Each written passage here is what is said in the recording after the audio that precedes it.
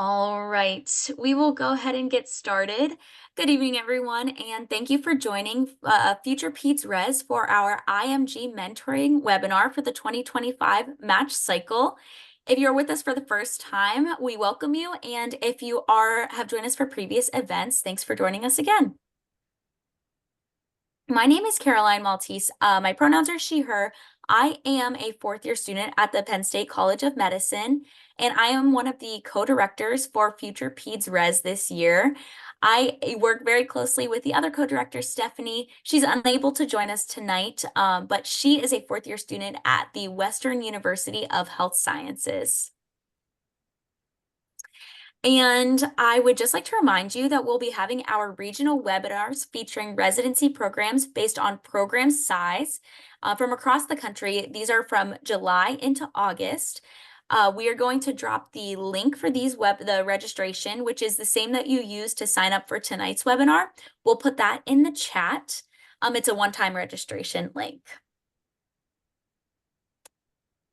Alrighty, and before we start, we would like to acknowledge our APPD faculty advisor, Dr. Michael Dell, who is the Vice Chair of Education at Case Western Reserve University School of Medicine, as well as Colleen Hughes, who serves as the Associate Executive Director for APPD. We would also like to acknowledge our ComCEP faculty advisor, Dr. Rachel Thompson. She is the Assistant Professor of Pediatrics and Director of Pediatric Undergraduate Medical Education at the Boston University Chobanian and Avedisian School of Medicine. These individuals have made tonight possible, and we would be dismayed to not thank them for their support. And I'm going to pass it over to tonight's leader of this webinar, Deepthi. Hi, everyone. My name is Deepthi Jayakumar. I'm the Assistant Director of Equity for IMG at FuturePedsRes. My pronouns are she, her. I recently graduated from American University of Antigua College of Medicine this June, and I have my bachelor's degree in bioengineering from George Mason University of Virginia. I would also like to introduce our FPR Equity and webinar team working hard behind the scenes today. And so we have Bianca. Hey everybody, my name is Bianca Eza. I am the Associate Director of Equity. I'm currently a third year, soon to be fourth year medical student at St. George's University School of Medicine. And I also have a bachelor's and master's in biology and microbiology. And it's great to see you guys. And then we also have Sheena. Hi everyone, my name is Sheena Bedi. I am a graduate doctor from DY Patil Medical College, India, and I'm serving as the Associate Director for webinars for FPR this season. Okay, so our objectives for tonight's IMG session are to provide IMG residency applicants with tools towards empowering themselves as strong applicants for the MASH 2025 residency cycle, advice on finding mentors and sponsors to help navigate the virtual season, and recommendations on how to avoid major pitfalls. So from 8 to 9, we have program directors here to share advice for our applicants and answer frequently asked questions. We've prepared 6 of them for the panelists, and then at the end, we will take questions from the audience as well. And then afterwards, our program directors will log off, and our resident panel will join us at 9 to share their experiences and answer any questions from the audience. So let's start with introductions. Tonight, we'd like to welcome Dr. Louis Crata. He is the Director of Pediatric Residency Program and Chief of Pediatric Rheumatology at the Brooklyn Hospital Center. He attended medical school at Tufts University School of Medicine. He completed his pediatric residency, chief residency, and pediatric rheumatology fellowship at Mount Sinai Hospital in New York City. He has been at Brooklyn Hospital Center for over 10 years and program director there for over 5. Next, we have Dr. Jocelyn Salvador Saizon. She is the Associate Program Director for the Pediatric Residency Program, as well as Director of the Pediatric Residency Quality Improvement Program. She is a native of the Philippines and graduated from the University of the Philippines College of Medicine before moving to New York City. She completed her pediatric residency at Bronx Lebanon Hospital Center and fellowship in pediatric critical care Medicine at New York Presbyterian Hospital, Weill Cornell Medical Center. She is now a pediatric intensivist at Bronx Care Health Systems and an assistant professor at the Icahn School of Medicine at Mount Sinai Hospital. Next, we have Dr. Lavjay Bhutani. He is the professor of pediatrics, a pediatric nephrologist, and medical educator in the University of California, Davis Health System. He is the current president of the COMCEP, also serves as the vice chair for academic affairs and director for the mentoring program for faculty in the Department of Pediatrics, and is the director of medical student professionalism in the School of Medicine. Within medical education, he is most passionate about reflective practice and lifelong learning. Next, we have Dr. Suzanne Wright, the program director at Marshfield Children's Hospital in Marshfield, Wisconsin. She earned her medical degree at Baylor College of Medicine in Houston, Texas, and completed her residency in pediatrics at the University of Utah Health Sciences Center. She currently serves as the director of Marshfield Clinic's pediatric residency program and as a clinical assistant professor of clinical pediatrics at the University of Wisconsin's School of Medicine and Public Health. Also from Marshfield Children's Hospital, we have Dr. Uzoma Okori, who is the associate program director for the pediatrics residency program. He earned his medical degree at the Weill Medical College of Cornell University in New York and completed his pediatrics residency at New York Presbyterian Hospital, Weill Cornell Medical Center, and his pediatric cardiology residency at New York University Langone Medical Center. He is currently a pediatric cardiologist in the Marshfield Health System. So we'd like to thank you all for being here with us tonight. And now we can get started on our frequently asked questions section. For participants, if you have any questions, please make sure to drop them in the Zoom chat, and we will have an open Q&A at the end as well. So starting off with our first question for Dr. Krata, how many programs should IMG apply to this cycle? And does the APPD recommendation of 20 programs apply to them as well? So, I mean, I think, my experience is that the IMG applicants do tend to apply to a significantly amount more programs than the American grads. I think, first of all, you need to look at whether the programs will accept IMGs, and then even within that, whether they will accept visas or not. I don't know, and I'll be, we can be frank here. Last year's match was a very different match than it had been in the past couple of years. However, there's no way to predict what's going to happen in this year, and that the trend may have just been a 1 year, or is this a continuing trend? I know that most IMGs do apply to anywhere between 50 and 100 programs, and that's sort of the standard for some of them. I think that your financial needs, I think that if you have a geographic need, and like I said, you certainly need to look at whether if you do have a visa, whether they will support visas, and that really may limit the number as well. But in general, I do think it's a different number than than is recommended by the APPD. Perfect. Thank you so much, Dr. Krata.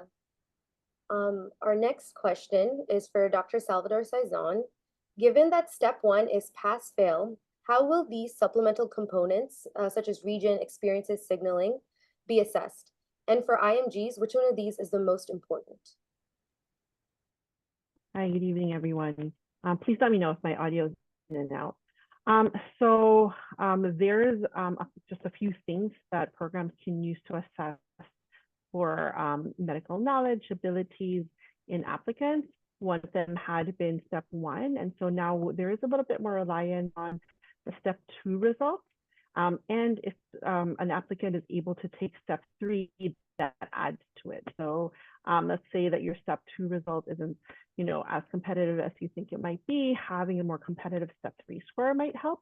We also sometimes have to look at medical school assessment scores, but unfortunately, even though we do have the MSTE, it's still very difficult to kind of use that as a gauge. And so what it has actually done is probably for programs to really screen for this, it puts a lot of more pressure on the step 2 in terms of just being able to assess baseline ability. In terms of the other supplemental components, it really is differing again based on how programs have decided to approach this. One of the things that had been relatively new with the onset of all of the virtual interviews has been signaling. The initial intent for signaling is to let a program know that that program is a priority. Different specialties have different number of maximum signals that you have. And I believe for peds, in the past, it had been 5 for pediatric programs. And so in the beginning, we were thinking, oh, well, if you signaled us, you really must be interested in our program.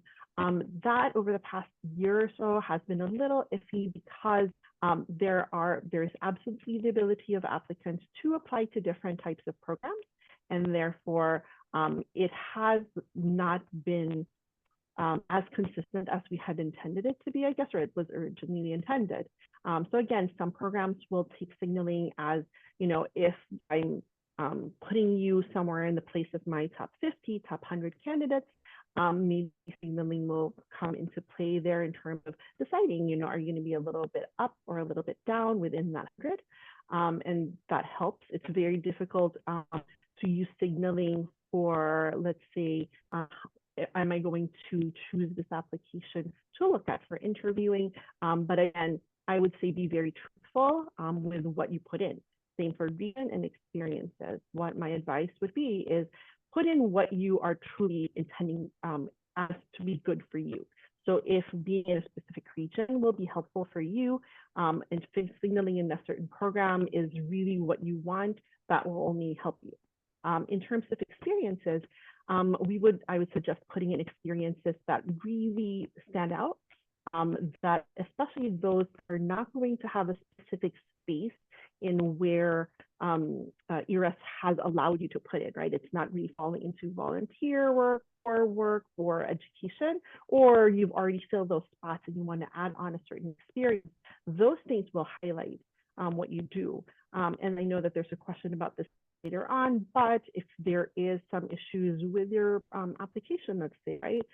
If there was some challenges or a gap in your education, putting them in the experiences section might help as well. So there's not one particular important thing. I would say just make sure that you're very thoughtful about what you put in there, be truthful, and that would probably help. Perfect. Thank you so much. And I think that leads to our next question for Dr. Bhutani. What is the best way to go about marketing oneself as an IMG, and would writing step 3 be an added benefit? Thank you so much. I want to again thank the FuturePedsRes leadership and inviting all of us to be here.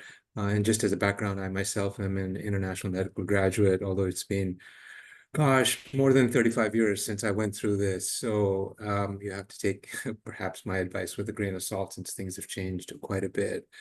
I think Dr. Salvador Cisan talked a little bit about some of these things already.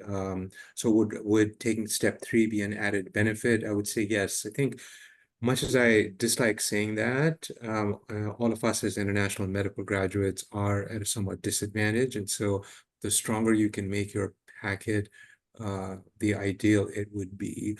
And so if you have graduated from school and you are able to take step 3, you certainly should think about doing that. Having said that, as you know, the general recommendation is to have some clinical experience before you take it, and most U.S. graduates will take it, the middle or close to the end of their first year, so they have some clinical experience and are able to sort of address the clinical reasoning questions. Again, you have to be thoughtful about whether you think you are ready for step 3 or not. But if you feel that you can and are in a good position to score well, then it can only help you.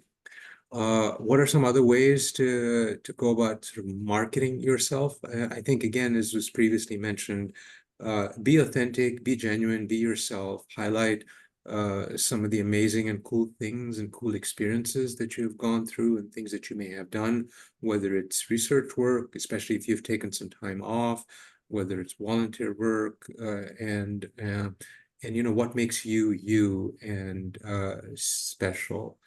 And then I think there was a question in the chat. Certainly, if you've done a rotation on an observership, I think that would be extremely helpful.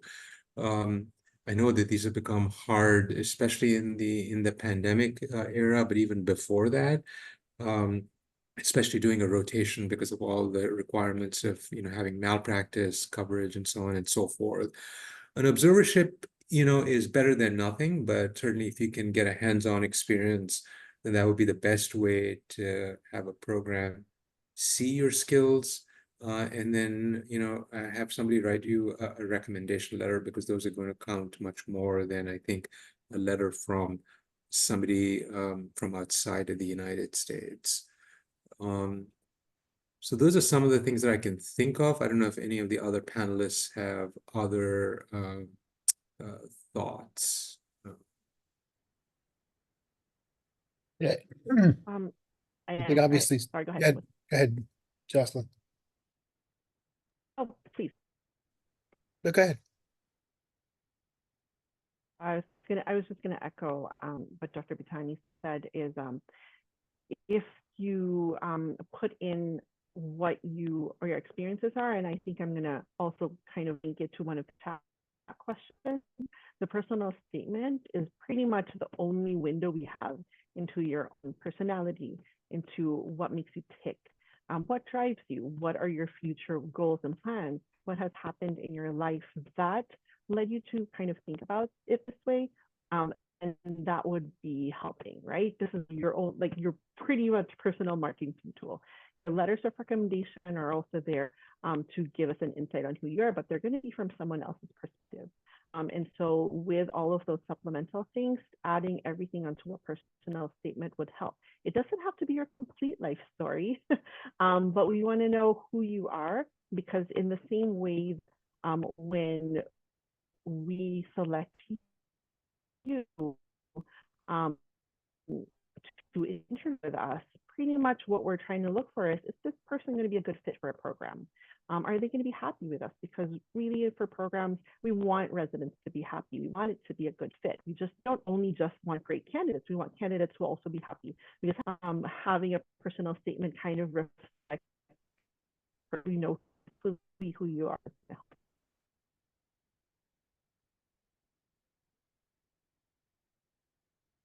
So, I mean, I would just say that, in terms of step 3, I think taking and passing step 3, if you do have the opportunity, is a great thing to have.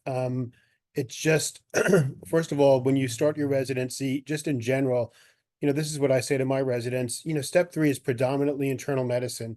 And it just doesn't make sense that you're training to be a pediatrician, but yet you're studying for like a year and a half to pass an exam that's primarily internal medicine. So the fact that you can come into pediatrics and just start studying pediatrics is a huge advantage. Again, it's one more score that says to everybody, yes, you have the potential to pass the boards as well.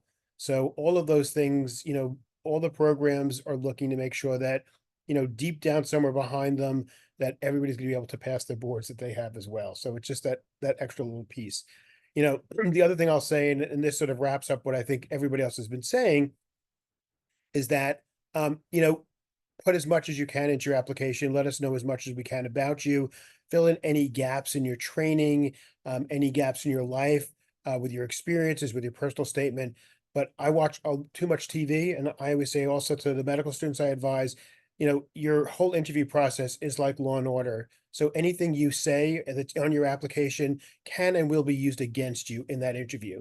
So that anything you put on, be prepared to discuss, be prepared to answer.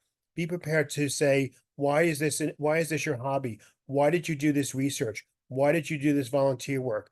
We want to know those kinds of things as well. And that, putting in things that you did just briefly and that you're unable to discuss because you think, somebody may just be impressed by it. I always say, like, if you put down French as your hobby, the person that interviews you may be a French speaker. And if you can't speak French, then you're going to get in trouble. So just, again, be mindful, be honest. And, again, we do want to know about you. We want to know what makes you tick, what makes you want to do pediatrics. And I think that's another way to show us. Thank you so much. And so on to our next question. Given that IMG's graduation and application year may differ, what can they do to address the gap in the application? If Dr. Wright could answer this question. Yeah, hi everyone. It's pretty common that there's a little bit of a gap between graduation and applying to the United States programs, because it takes a little while to get your steps done and to get some US experiences done. So we pretty much expect that, and that's not unusual. But I think having a nice, if you do have sort of a prolonged gap, I think having a timeline that outlines, you know, what you were doing and make it easy for the person reading your application to kind of figure out what you've been doing and why it maybe took you longer than usual to apply. If you stopped and had children and then went back, I mean, it's okay to put that in there. We just want to understand your journey.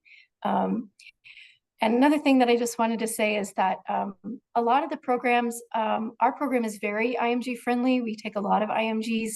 I think there are a lot of very friendly IMG programs out there. So don't be discouraged, be encouraged. You all have a great chance of match. And so hopefully we can answer all your questions tonight and help you feel really encouraged and empowered. Thank you so much, Dr. Wright. And then our next question for Dr. Okori. How important are U.S. clinical experience opportunities for IMGs? And if applicants have volunteered at free clinics, does this count as a clinical experience? Yeah, so thank you for inviting me to this. Let me just mention that there's nothing anyone has said today that I disagree. So I echo a lot of the responses you've already heard. I would encourage applicants to certainly do your research. If you have very friendly programs that are IMG friendly, visit their websites, look at the websites. What's considered really critical might be highlighted at on the websites. I can certainly tell you that what we assess in generally is your attitude, your skills, your knowledge. So experiences that can highlight that are really important. You are applying to be in a US setting. So a US clinical experience is valuable. It doesn't mean it's make or break, right? So an applicant who's done poorly at a US site doesn't truly have an advantage over someone who excelled elsewhere. Again, we're looking at your ability to function, your attitude, your skills, and knowledge. Those are things that we ask of you or interested in. Volunteer experiences, if it's significant to you, if you learned something from that, highlight it. If you, as already mentioned, if that's something that shows up on your personal statement, and we do read them, please, it matters, and be ready to respond and tell us what you learned, why it was a valuable experience. So the answer to that, I would say, is it counts as a clinical experience. What you learned from it, most of all, is, and your ability to relay that to us is something that's really important. I can say our program certainly has this holistic approach to applications. We do require that you do the supplemental application. We found that very helpful with dealing with applications and even in assessing interest. The signaling has been valuable. So do your homework, your letters of recommendations too. You want people who know you and can inform anyone who's interviewing you or screening your application. So be quite judicious with who writes your letters of recommendations. We read them. Thank you. Perfect. Thank you so much, Dr. Okori. I just wanted to add one thing to what you said about reading the website. It's really helpful if you actually read the websites of the programs you're really interested in, instead of just emailing the program director and asking the program director a question that's already addressed on the website. Because when I get an email like that, it's a little bit of a red flag, like they're asking me a question and they're taking my time, but they haven't read our website. So read the website before you email the program director directly, because it'll show that you've done your homework and you're not asking a question that's already been addressed elsewhere. Perfect. Thank you so much. I'm sure it's very helpful for all of our participants here today. And our final frequently asked question, please feel free, any of the panelists can answer. How strict is the year of graduation as a filter when reviewing these applications? I think that's really program dependent. That certain programs have limits by their GME. Some programs have just limit by their preferences. They usually do list those on the websites. So, again, in terms of the number of applications you're sending out, you need to be mindful of, that's another thing you need to be mindful of. There may be some leeway within, a year, 2 years from what they're listing there, but if it's a significant amount, then I think you have to sort of maybe bow out from that, not expect to hear back from that program. But I think that's really more program dependent than an absolute number. I would add, in addition to that, that what you do in the time in between matters, right? So, for example, if you're, I'm going to switch off my video because I want to make sure my audio is okay.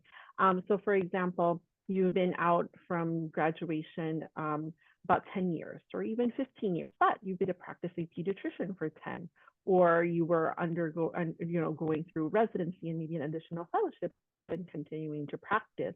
That's going to matter a lot when you look at your application, particularly for programs who don't necessarily have a certain limit in terms of filtering out, as opposed to, let's say, you're 10 years out from graduation and you really haven't been able to acquire clinical skill or continue to practice. You're a little bit out of touch from seeing patients. That really is the big difference between having a relatively attractive kind of package versus something that might be a little bit more of a red.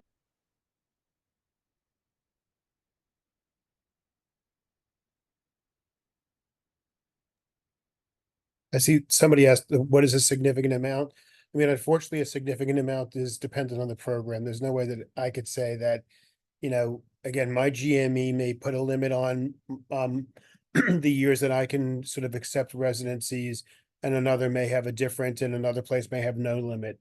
So, significant amount, if they list on their website, 2 years or 5 years, a year to 2 years, or, past that may be acceptable. Again, if they feel that you're an exceptional applicant, but, again, beyond that, I don't think there's any way to tell, but you have to look at the websites and see if there are limits to what they're saying in terms of years from graduation. I'll just add that on our website, we've listed 5 years, but occasionally we've had people reach out to us separately and explain why they're really interested in our program, and that they may have been screened out because they had graduated a while back. But if there's a reason why they were specifically interested in our program, we might consider offering them an interview. Not every person that has an extended period of graduation delay, but in several circumstances, we did interview those candidates and they were excellent.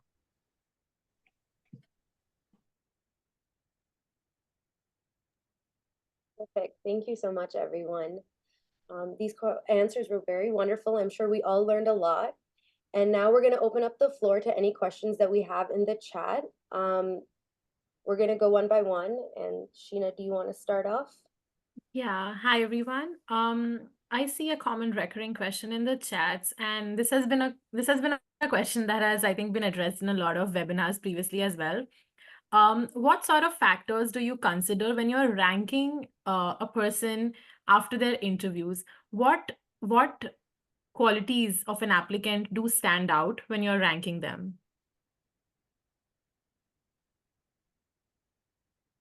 I mean, I have to say, I guess I'll answer part of it is, I think recently it's become more and more important to really show your dedication and devotion to pediatrics. I think that, again, because of the last year's match, a lot of people now feel as though people were using pediatrics as a backup, and that there was not as much interest in it in some of the applicants. And I think if you could really show to somebody that you're interviewing with that this really is what your life passion is, and that, maybe through your application, it certainly should be during your interview. You've go with, this, your interview is your foot in the door, and this is your opportunity to show them what a great person you are, how well you'll fit in with the program, and what a great pediatrician you'll be ultimately. And I think, that's what people are going to be looking for this year, especially, is that what is your passion and devotion in pediatrics? That you don't have to have a 20-year goal of that, I want to be a pediatric cardiologist in this city, in this hospital, who's done this procedure. But I think we really want to hear that there's a passion for taking care of children, a passion for being part of the pediatric community in one shape, one way or another, either from research, from clinical practice. But I think that's really where you're, investing that in is going to be something that's going to be incredibly helpful in terms of ranking. I mean, aside from that, again, I think, when you're in your interview, excuse me, I'm sorry, you have to be able to speak up. There's nothing worse than, I always say, like, than having an interview with people say to me yes and no to any question I answer. I don't ask yes or no questions in my interviews, but when I hear like 1 or 2 word answers, it sinks to the bottom of my list. Like, this is your opportunity to explain everything, and it's better for you to go off a little bit more than to do a little bit less. So don't hold back. If there's something that you want to say, there's something that you have an opinion about, let us know that. Again, let us see the passion that you have for life and for pediatrics. And I would agree with that. We want to know that you're truly interested in pediatrics and that you're truly a good fit for pediatrics. Because if you really love internal medicine and pediatrics is a backup, but you're really not that interested in kids, you're going to be miserable as a pediatric resident. So be really thoughtful of that. Is this what you really want to do? Is this what you love? Is this something you're going to be good at? And let your personality shine, because, relax, talk to us, let us get to know you. That's going to help you.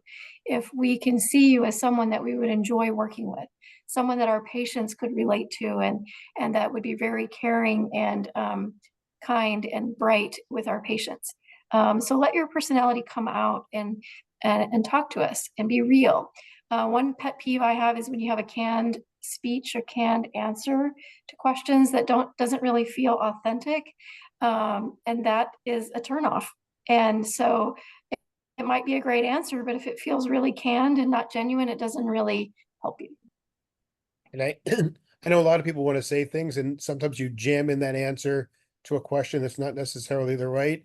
And it's a turnoff. If you have something that you want to tell us, then again, there's usually an opportunity somewhere during the interview to tell us something about yourself. But when you shove in an answer that doesn't go with that question, it really puts my whole, again, I think what's really going on here? Where's this all coming from?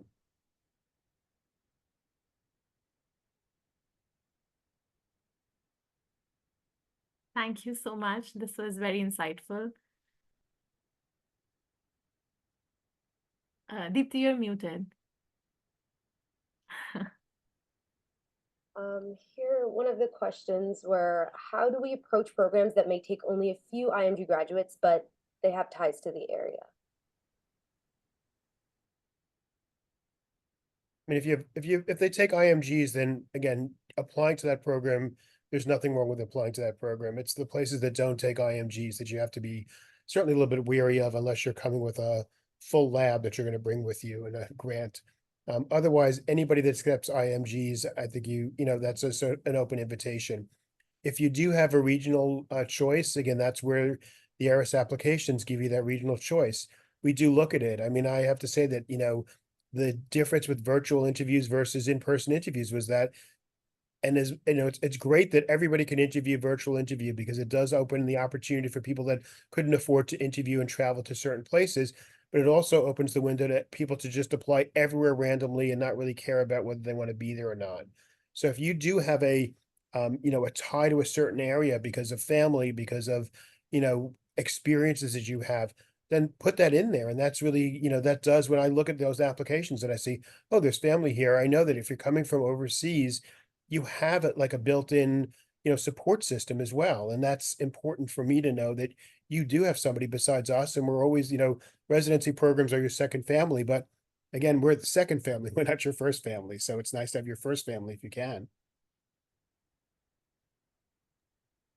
Thank Yeah, you. I would agree that signaling is helpful. So if you really have a strong preference for a place because of family ties, or friends in the area, you can include that.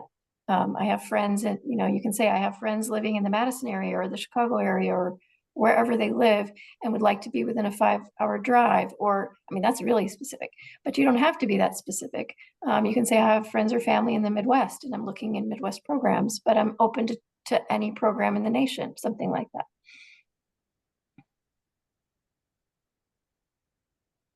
I'm from the Midwest, so that's why I use that. Thank you. There's another question about letters of interests. If y'all could throw some light on how to go about those and how important are they in the application season? So, I feel like I'm the one who's jumping in first all the time, but so please feel free to stop me if I'm saying too much. Contacting a program, you have to, it's like a very, there's a very thin line.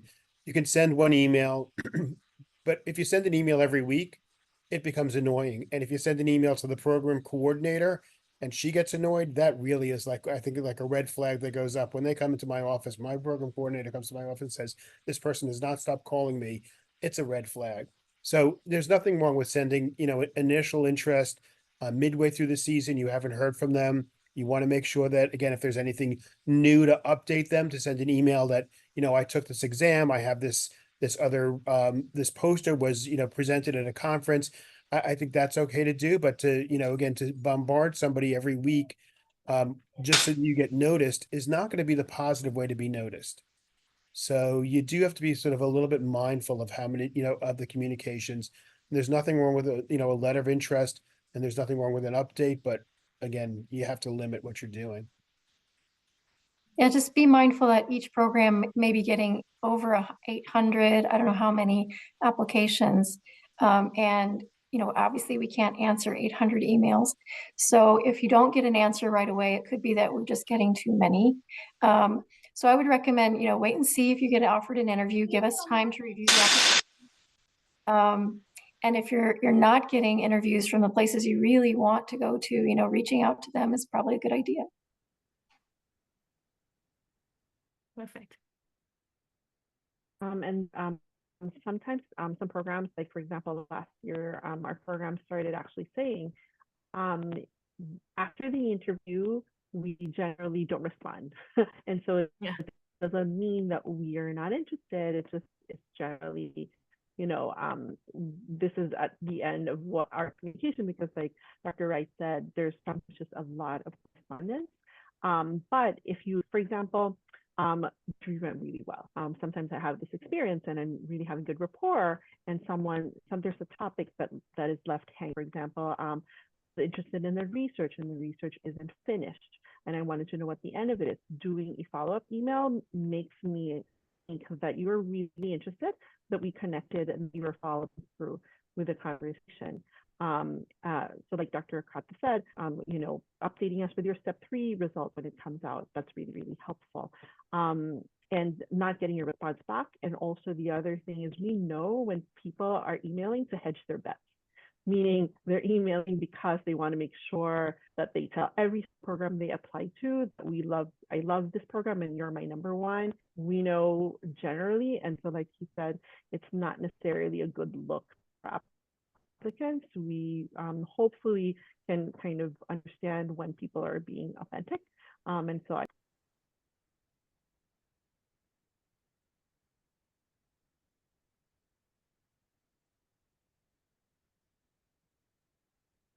If you could add Dr. Sisson. sorry about that. I'm sorry. I'm going to switch over. All right, carry on.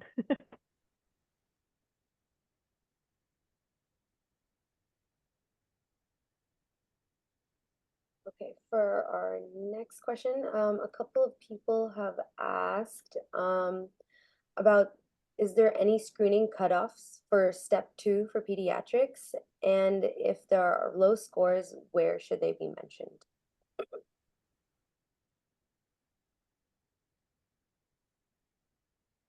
I would say Again, it'll be program dependent in terms of cutoffs. Our program definitely has a holistic, it's not just a score thing. So knowing that, visiting the websites, if they have cutoffs and mention holistic review, which means it's not a cutoff that determines whether you're screened or if you're thrown out or totally filtered from application. Those are things that will be program specific.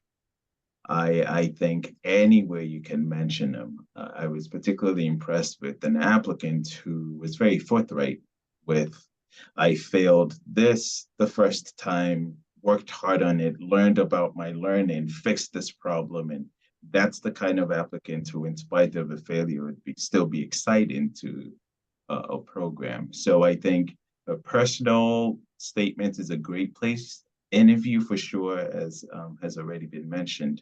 And if you have a letter of recommendation that highlights that, in spite of this seemingly what somebody might think is a flaw, we care about the learning, the way you learn, your desire to improve. So that's the way I would say to approach it. Don't necessarily hide it, but be forthright and show us what you learned from it. Yeah, I think go back to the website. Some of the websites will list whether they have a cutoff or not. And again, if you had some unusual circumstances that affected your score, or you failed one of your tests and then you rebounded, again, own it and highlight it, explain it so that people get to know you and get to know your story and not just your number. I'm gonna expand, excuse me, expand on that and say, you know, I think you're absolutely correct in that anything that's negative in your application, you need to address, and you need to make, you need to turn it into something positive. You know, when I advise medical students, I say, you know, unfortunately, everybody gets sick. Everybody has a family member that dies. But what did you do so that you know, if this happens again, that you've overcome whatever this is, and that you'll be able to succeed. And that's what I think people also want to see, that if you did fail, it's not the excuse of why you failed. It's what you did so that if you're faced with this again, that you'll be able to overcome it. And it doesn't mean that you know, you have to take an exam if you're, you know, if somebody dies the night before, but you at least know yourself well enough to say, I'm not going to go do this. I'm going to have somebody else do something for me, or I'm going to delay this, even though it may, you know, cause a delay in something else. You know, we want to just see the positive that you've made out of that negative. And I think that's what's important to do.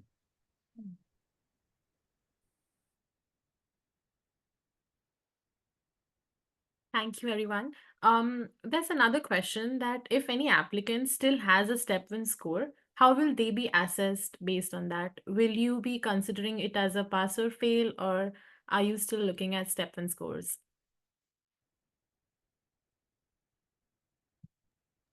I'm smiling because I'm wondering, should we give the true answer or should we give the expected answer? I think as program directors, this has been a conversation for us. I think Dr. Okari probably has the same experience, right? To make things fair technically, we should be looking at it as pass or fail, but really when it's there, we use it. And honestly, it's at least for our program, and this might be different. And to let you know, programs talk about this a lot, right? Especially now in the time when we want to make sure equity is not just something we talk about, but something we do. Is if we consider pass or fail for one, we want to make sure that everything else is okay for everyone else. So what I've heard programs do, and what our program does, is we use it if it's better, if that makes sense, right? So if your step 2 score isn't so great, but your step 1 score is pretty great, then we kind of think about, hey, maybe something happened in step 2. They could definitely take a test. They can definitely, you know, pass it well. If it's not as great, then we say maybe we'll just think of it as pass or fail. If it's not great to a point where you're almost failing, it's very hard to ignore that. And so I would just leave it at that, I think, for many programs that I've spoken with. Yeah, I would say we try not to pay attention to the step 1 score much at all, because it is pass fail. But in some circumstances, if, like you had mentioned, if your step 2 wasn't amazing, maybe your step 1 could help you if it was amazing. But if your step 1 is just average, but your step 2 is great, then I don't think that average is going to hurt you. I don't know about, really super competitive programs, how they might, if they might have a different approach because, maybe they have, you know, someplace that people all want to go. Let's say, I don't know, they have a beach and a mountain and it's perfect weather all year round. Those places might be really competitive. Someone from UC Davis? No.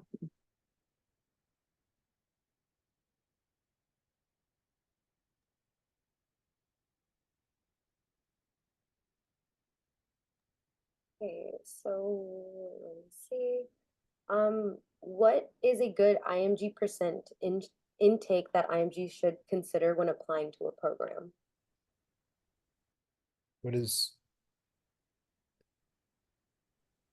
intake? Like a percentage of IMGs within the program? Yes.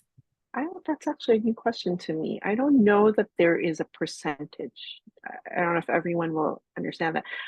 To be honest, there's a few things I think that contribute to a program having IMGs. One is how comfortable is the system with dealing with visas. There are some programs where they might be very open to IMGs, but because administration, the GME office finds it challenging to, be able to go through J1s or they've never done it before, it doesn't mean that they're not willing to, but it's certainly a challenge if it's something that they're not new or they're not used to. I wonder if that might have programs limit the number of IMGs they have or not. IMGs programs like ours, which is almost very like a majority of our residents are IMG.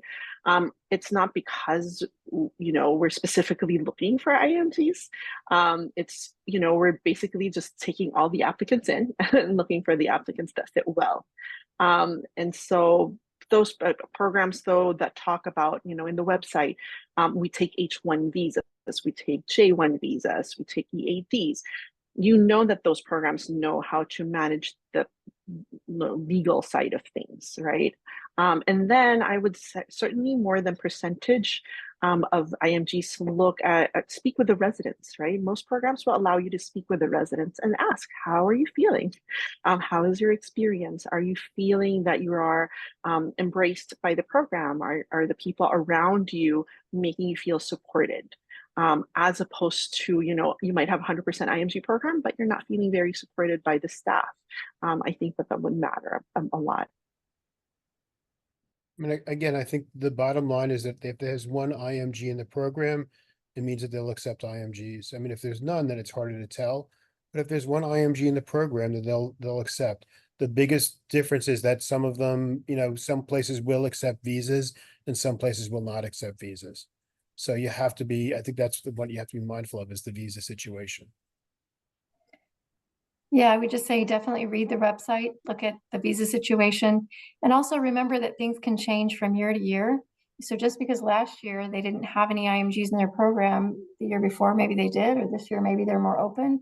So definitely check whether they're, if you need a visa, whether they're accepting visas and what type of visas. And this might not be a secret to the world of pediatric program directorship anymore, but given the match results from this year, one of the scuttlebutts is that more programs are going to open up to IMGs because there have been a lot of programs this year that didn't fully match. And so I would echo Dr. Wright's statement as to, apply to where you want. This is your year. Yeah, be honest with yourself about, where do you want to train? What's your dream program? But also be realistic about how competitive you are as an applicant and what are, some of the programs you should apply to. But don't apply to a program that you really don't want to be at because, just be really thoughtful. But also be open-minded, I guess I would say, because sometimes people are happily surprised. For example, when they've matched at our program, we're a very small program in a small town, and they're surprised at how much they really like it. So you just don't always, you might think you want one thing and you may find that you'd be happy with something else. So be open-minded, read the websites, think about what you want and go for it.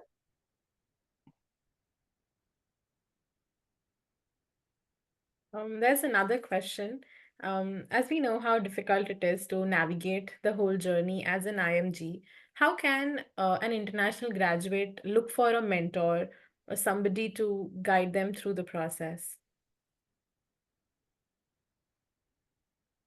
I think, the easiest thing to do would obviously be if you do have somebody who is your, an alumni from your school who is in a program, even if it's not a program, or even if it's not the kind of residency you're looking for, to reach out to them because the application process is similar regardless of what you're applying to. There are obviously subtle differences, and there's different ways that, surgeons act and pediatricians act.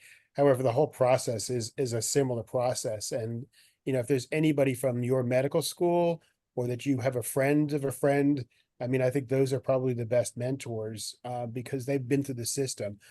A lot of people, like I said, I'm an American grad. People have asked me also about the process, even though I've been a program director now for 7 years, and my program is probably 75% to 90% IMGs. I'm not really sure what the other side of the ERIS application process looks like from my side. I can only tell you what ECFMG looks like from my side, not from the other side. So if you know somebody who's been through that process, that's probably the best person to be your mentor to help you out.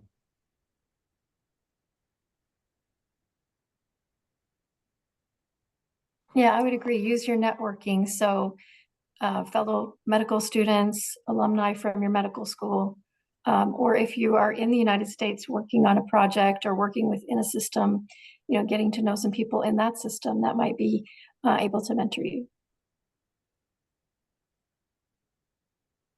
Perfect. Thank you so much. I think this might have been answered before, but what do program directors consider as a U.S. clinical experience? I'm sorry, can you say that again? What do program directors consider as U.S. clinical experiences?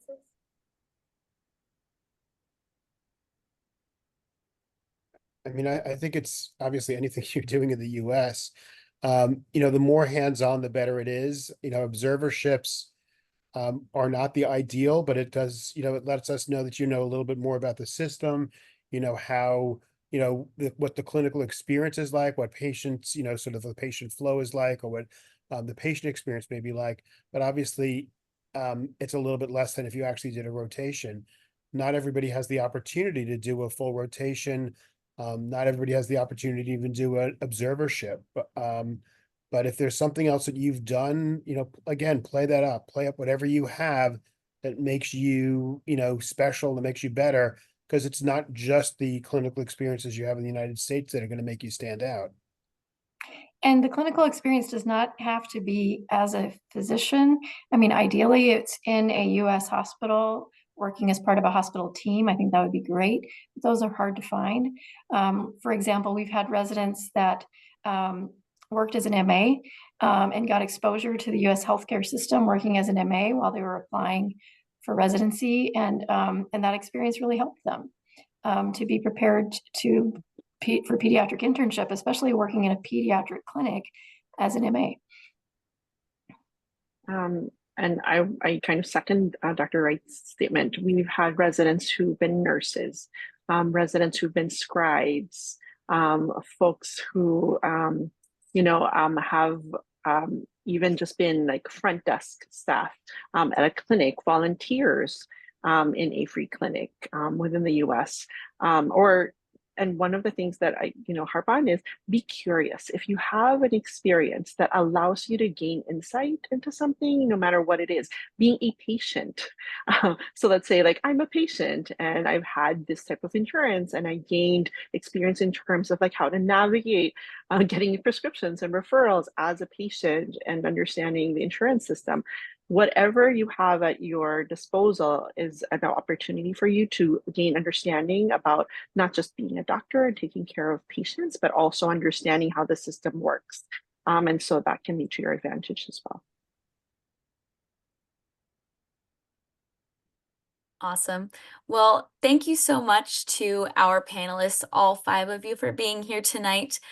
We really appreciate all of the suggestions that you have and your comments. And overall, probably just, I think the most important thing is your support for the IMGs who are applying this cycle. I think that that is super encouraging for everyone here this evening. Next we will be transitioning to our resident-led panel. So we do ask that you stay on if you have any questions for some IMG residents. But before we initiate that, just like to show you again our schedule for this year. So you can click that link. Again, there's a one-time link to register for all of our program-specific webinars coming up this summer. And additionally, if you wanted to follow us on our social medias, Instagram, Twitter, also known as X, we post updates there as well. You can also scan that QR code that is in the corner. And then one last thing that we have is if you have time to feel free to fill out this anonymous survey.